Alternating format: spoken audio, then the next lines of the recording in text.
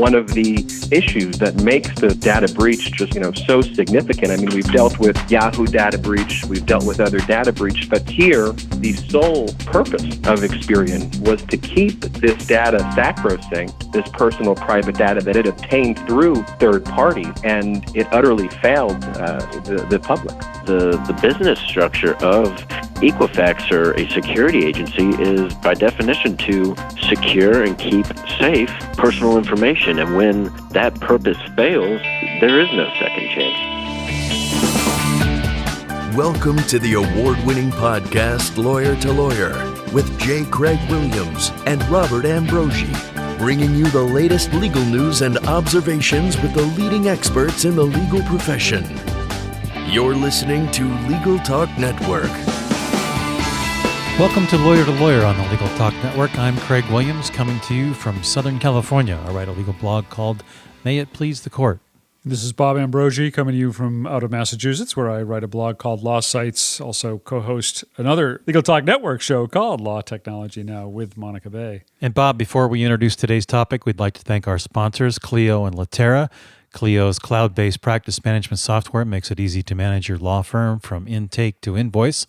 Try it for free at Clio.com. That's CLIO.com. And Latera. Latera is the authority on document creation, collaboration, and control. You can increase your productivity, collaborate securely, and ensure protection of your vital information. You can learn more at Latera.com.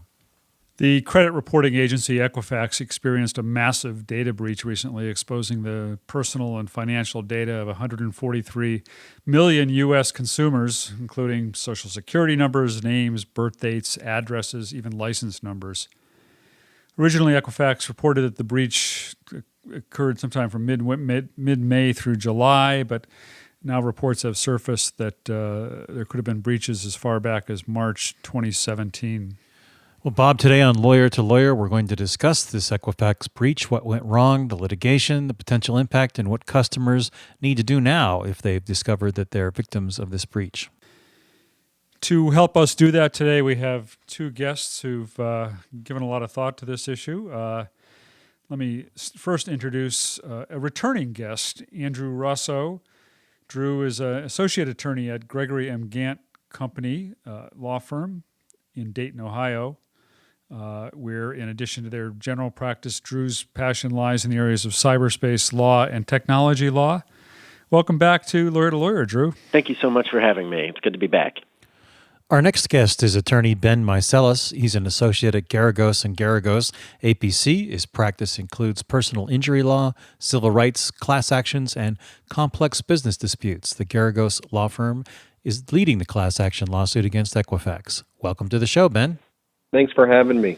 So, Drew, give us just for anybody who hasn't heard about this, if there's anybody out there who hasn't, what happened here? Sure. Well, for those who haven't heard, Equifax is one of the major 3 credit bureau agencies in the country that monitors consumers' identity and private information. Apparently what happened is that there was a breach that was going on from between May, June, and July of this past year that was announced to the public only in September. And as of recently, as you mentioned, we just found out that the breach may have gone back as far as or early as March. And what investigation has uncovered thus far is that there was an exploitation of a website program called Apache Struts, which is a framework for web servers that help companies, including a lot of Fortune 500 corporations, to take in and serve up data. And at some point, whatever criminal hacker or organization that caused this breach somehow found some sort of vulnerability in this program. Wasn't this a vulnerability that was known to Equifax before it was hacked? Yes, it was, and I believe from what reports have said that there was a patch done on some of these possible vulnerabilities as early as the beginning of March, and about 2 to 3 months later is when the problem started, allegedly. So is that something then that tends to indicate that Apache's more of the issue than Equifax? You know, I think it's hard to say, but it's definitely something to consider in a situation like this where you have a program that had some vulnerabilities. Patches or updates were released to hopefully fix those vulnerabilities, and then something to this magnitude happens after the fact. Ben, I think this incident has had a lot of people wondering, why is it in the first place that Equifax has all this information about us? I mean, I've never done business with Equifax. I've never authorized Equifax to have any of my information. I've never given them any of my information that I'm aware of. What's the source of them having all this?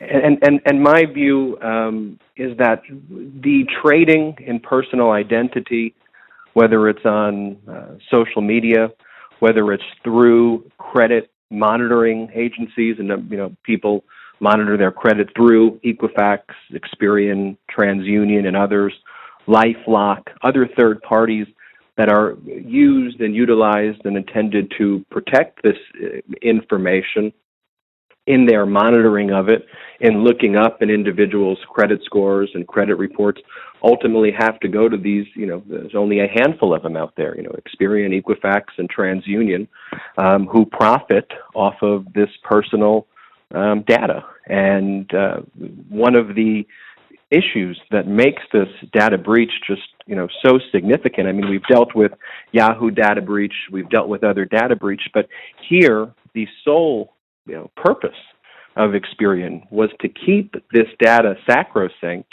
this personal private data that it obtained through third parties, and it utterly failed the public. How did they get it? I mean, I didn't give permission to Equifax to have my Social Security number. So who gave it to them? And I should be worried about whatever third party gave it to them? I think you absolutely should be worried about the third parties that give it to them. And the third parties include when people run your credit scores at a local level, be it at a car dealership, or when you're seeking loans from a bank and they have to run your credit scores, to when you are monitoring your credit scores from third parties. If you have LifeLock, we hear a lot of people who have LifeLock and other credit monitoring agencies who then contract with Equifax, Experian, TransUnion to monitor, to make sure your credit scores are up to snuff.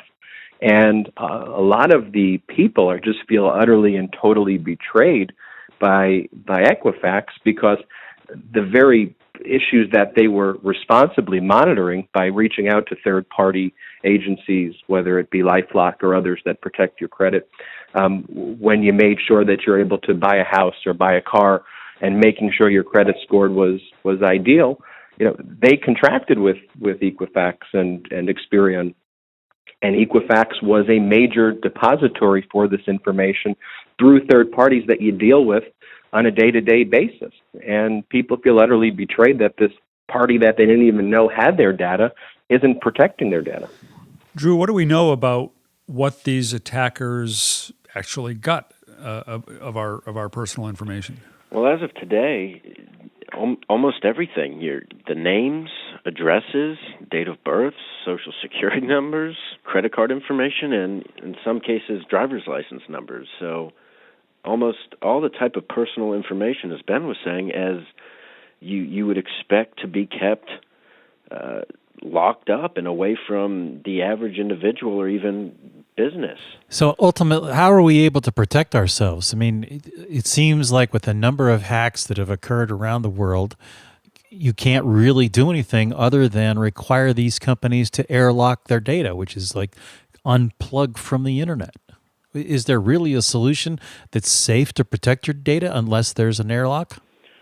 Well, I think in the digital age that we're in today, we create our own digital footprint in a sense. And anytime we go online, anytime we pick up our smartphone and browse the internet, we put a small trace of ourselves or some personal information out there, whether we realize it or not. And I think at this stage where we're in a situation as a conglomerate of consumers is that we need to be smart. We need to better or closely monitor our bank statements, our credit reports, and make sure that nothing looks fishy or we're getting, spam calls. I mean, there's a ton of different avenues that can be taken. It's just a matter of do we know for certain if we've actually been personally impacted yet? Well, what about, we've heard about the fact that Equifax has set up a site where consumers can go in and check to determine if if their information has been exposed. I know, I think Craig has said that he's started that process, but not finished it. I haven't even started that process. But what do the two of you advise people?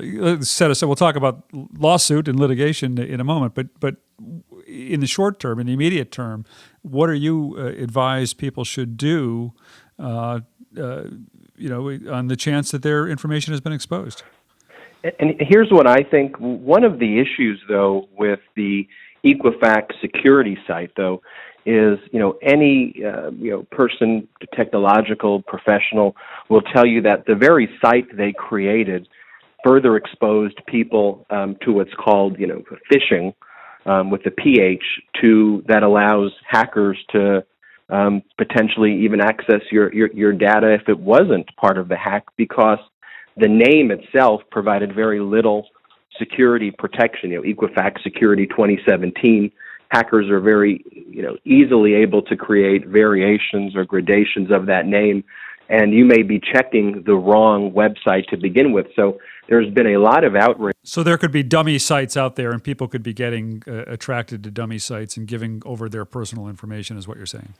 Correct, and even though some of the other credit reporting agencies are charging fees, I'm recommending to my clients at this point, just stay away from Equifax. Just stay away from them, even if it's free. You can't trust this company right now. And as the news, for example, one of the options for people is a credit freeze, free credit monitoring. Equifax is doing both for free, credit freeze and credit monitoring.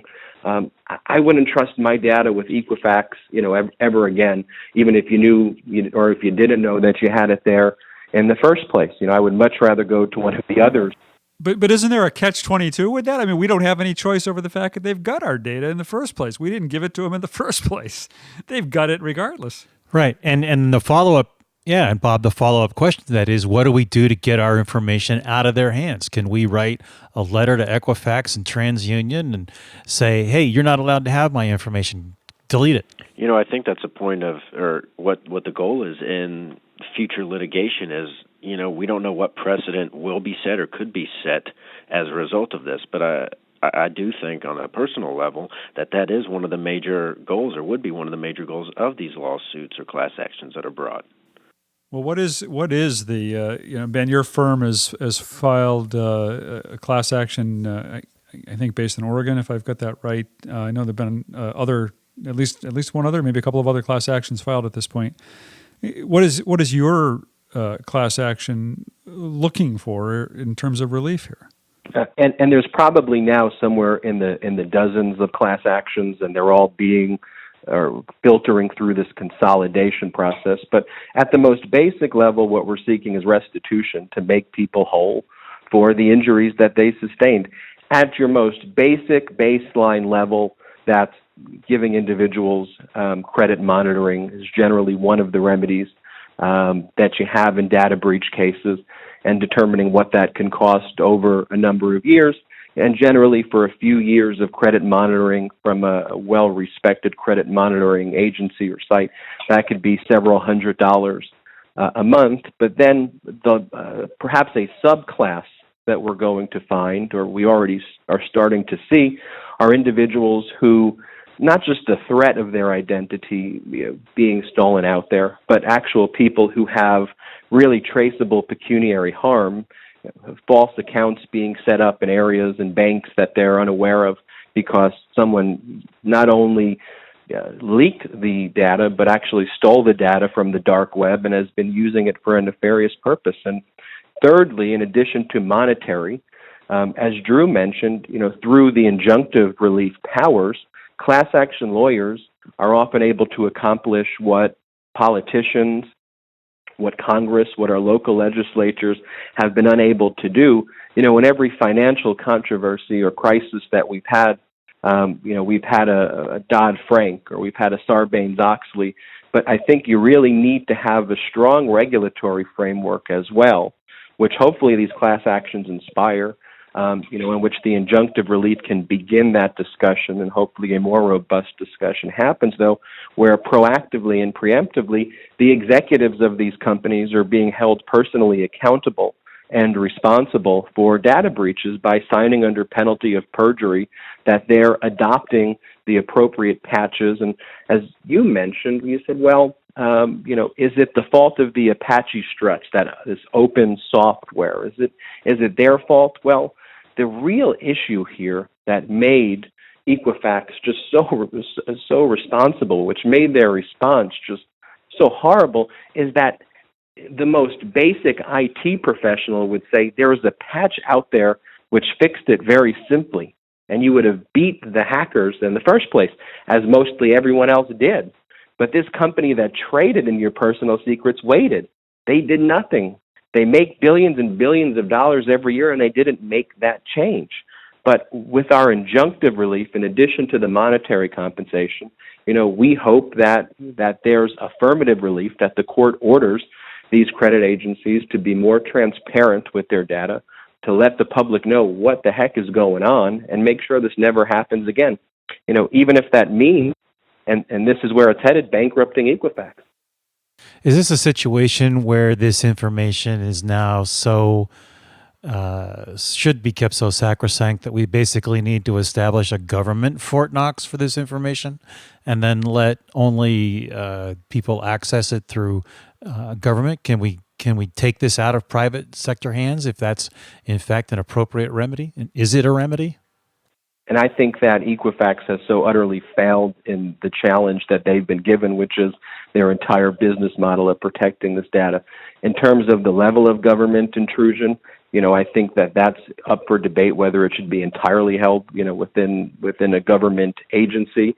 But there really needs to be prophylactically, which does not exist, a regulatory framework that's established with a great degree of oversight preemptively to try to avoid this ever happening ever again. And, one of the recommendations that I've made and I've been, tweeting about and telling people about is it starts with motivating the executives who make millions and millions of dollars from these corporations that trade in personal data, personally responsible for not coming up with and not developing and not having the most up-to-date security protections that are there. It's just entirely unacceptable that you are not downloading within your IT departments, basic updates that, anyone with, the most basic degree in IT could do. We are going to take a short break right now. Stay with us. We'll be right back for further discussion of the Equifax breach. Documents are the currency of business. They represent you in every business interaction. Executives need to know what changes have occurred in documents, what metadata risks exist, and how to encrypt, share, and collaborate securely. Litera simplifies the document creation and collaboration process to protect you from risk and loss of reputation. Litera offers better solutions for document lifecycle management so you can focus on doing what really matters. www.litera.com. Imagine what you could do with an extra 8 hours per week. That's how much time legal professionals save with Clio, the world's leading practice management software. With intuitive time tracking, billing, and matter management, Clio streamlines everything you do to run your practice, from intake to invoice. Try Clio for free and get a 10% discount for your first 6 months when you sign up at their website, Clio.com, that's CLIO.com, with the code L2L10, that's L2L, the number 10. Welcome back to Lawyer. My co-host J. Craig Williams and I are talking about the Equifax breach with two guests, Drew Rossow, an attorney with the firm of Gregory M. Gantt Company in Dayton, Ohio, and Ben Meiselas, an associate at Geragos in Los Angeles. And Drew, I was thinking in our last segment, as we're talking about better ways to protect this data, whether by Equifax or by the government or anybody else, There's been so much talk about blockchain in the legal profession lately. Could blockchain be a remedy here? Could blockchain be a more secure way to store and keep track of some of this very sensitive data? Absolutely. And, as you said, it is kind of a newer type of concept in terms of encryption and a more secure way of transmitting information. And I think in a situation like this, to add on to what Ben was saying before our break, is that this is one of these situations where there really is no second chance. The business structure of Equifax, or a security agency, is by definition to secure and keep safe personal information. And when that purpose fails, there is no second chance. You have to look for alternatives. How we go about that, I'm not sure, but I think blockchain is definitely a strong possibility. And if you look at some of these, other criminal cases over the years, I know I recently just did a piece over the Silk Road case that took place, I think, back in 2011, where there was a huge amount of information going through Tor and the dark web, but the key was the blockchain, and that it was so difficult to decrypt the type of information that was being sent that it just takes so much effort. And I think that's definitely an option in this case. And before the break, we were also talking about what needs to happen to some of the executives in this situation. And there's been some rumors that I've seen that the CIO, or one of the executives that were in charge of this situation, had a music degree. And then immediately after the breach occurred, we have executives that have been alleged to have dropped a couple $1 million in corporate stocks. What's going on, and what needs to happen? You have corporate executives here that are totally and utterly devoid of accepting responsibility here. As I've said, both from a legal standpoint and a public relations standpoint and a human decency standpoint, this is a company that's done every single thing wrong, from the moment from withholding information from the public for months, and now it's clear many, many, many months that there was this breach that took place, from having originally what was clear to anybody in the legal community. What they were doing was having these arbitration clauses that they were trying to bind consumers who were seeking the quote-unquote free credit protection monitoring from Equifax into arbitration so that they couldn't sue, then later clarifying after there was public outrage from attorney generals and senators across the nation that they clarified that, in fact, they are not going to be compelling these arbitrations, which was a big, important win to the corporate executives selling and dumping stock before it was announced to the public. I mean, this is a company that's handled everything very poorly. We haven't seen on the news or TV really the Equifax CEO, Richard Smith, going out there and accepting, really accepting responsibility, really communicating and directing the consumers. And you have a board that just seemed to have this business as usual, mentality, and really doesn't understand how this has affected people. And, in our view, these individuals need to resign. They need to be, or they need to be fired. They're all going to be going for a congressional hearing soon. And I think I'm very interested to watch how they do. But, these individuals shouldn't be really working for this company anymore. They should be out. There should be a responsible team that's put in. And if this was, I think in a foreign country where sometimes they permit the workers, and people of the public to be on these boards and not just a bunch of other millionaires and billionaires to stay on these boards, and I think you would have the company itself calling for a criminal investigation of itself. What at this point does Joe Consumer and Jane Consumer need to do to protect themselves? Well, I think the first step is, as Ben had mentioned earlier, is really stay away from Equifax. The tool that they set up, whatever intentions the company had with setting it up, you can't trust it right now, and there's no reason to trust it. But I know Annual Credit Report is offering, their annual credit check. Consumers can go to the identitytheft.gov website to find out possible solutions. As we mentioned before, credit freezes, monitoring bank statements, even putting a fraud alert on your account, or even filing taxes early. I mean, there's a bunch of different ways to go about it, but at the same time, there's really not enough information on the table yet to really know for sure what exactly to do, other than just be diligent. Is the greater danger to our existing accounts, or to people who have this information setting up, identity theft, stealing our information and creating new accounts in our name? Should we be going around and changing all of our passwords and whatever to our existing accounts, or is that not so much a threat? It never hurts to change passwords, and I have one of those random password generators for most of my accounts. I can't remember half of them, but I have them written down, and it can hurt. But at the same time, if you're looking or talking about a credit freeze where it doesn't prevent charges to existing accounts, but it does prevent new creditors or new activities coming out against those accounts, then yes. But at the same time, what consumers can do is just change your accounts. Make sure that your email contacts are stable. Make sure the messages you're receiving are of the typical nature that you would be receiving. I had a friend call me yesterday, ironically, and say, hey, I got called by a law firm that says I'm getting sued for about $3,000 for a payday loan that I took out in 2009, but I've never taken out a loan in my life. What do I do? And, whether that's a result of the breach or a result of, personal information being out there on the web, it's hard to say.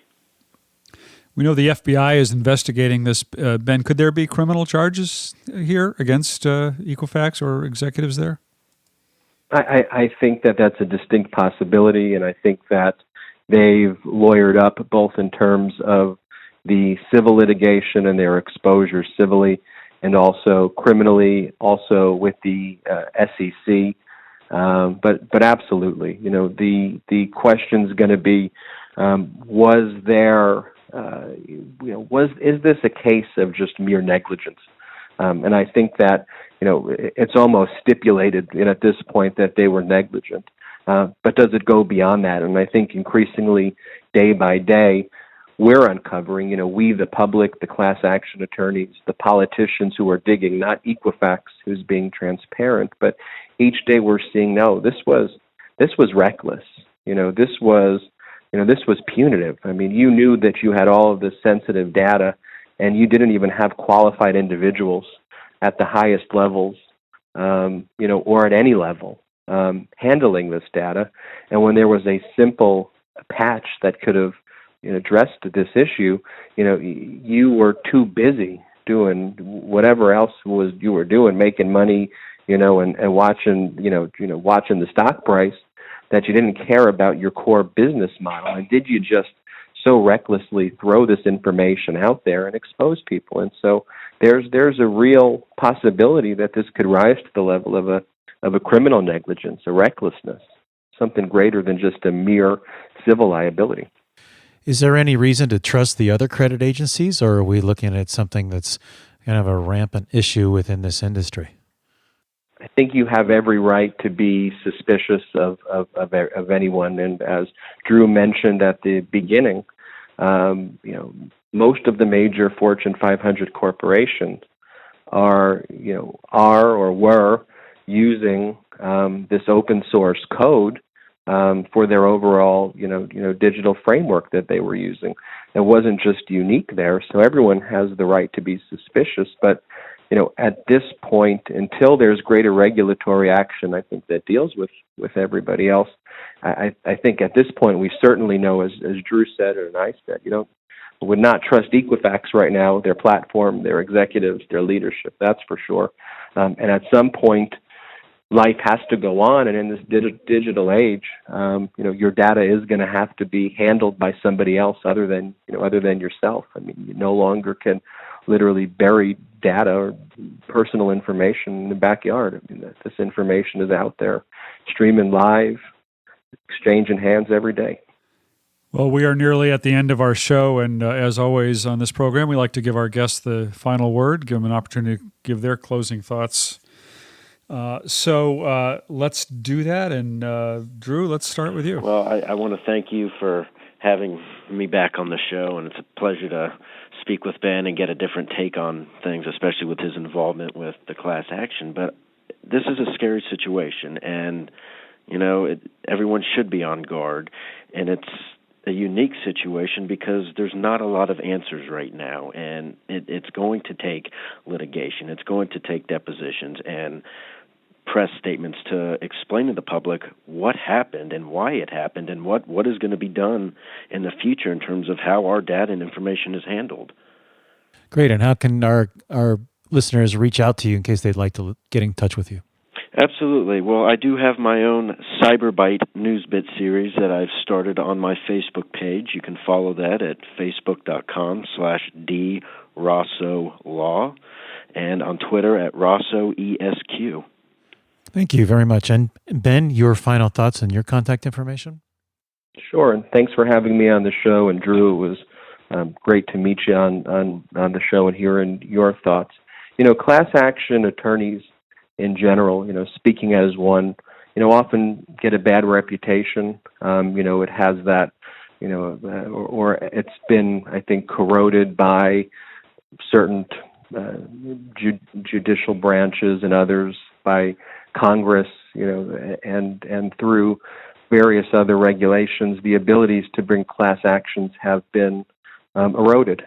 And I think you see here a perfect example of how class actions can be helpful in bringing positive change, both in terms of restitution, financial relief to people who are injured, as well as injunctive relief, and how class actions can actually spur change. And that's what I mean when I say injunctive relief, which is that affirmative compelling somebody to do something, with the court order. But it shouldn't start with the class actions.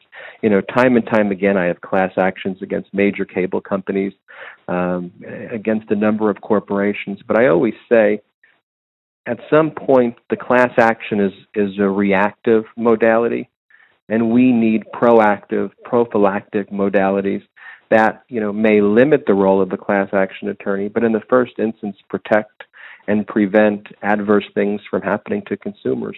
And here I hope the class action really spurs this regulatory framework, and that this is a shining example of the work that class action attorneys can do. And in the largest class action, I think, that's ever been filed in the United States history, and also spur positive change and hopefully protect and prevent things like this from happening again.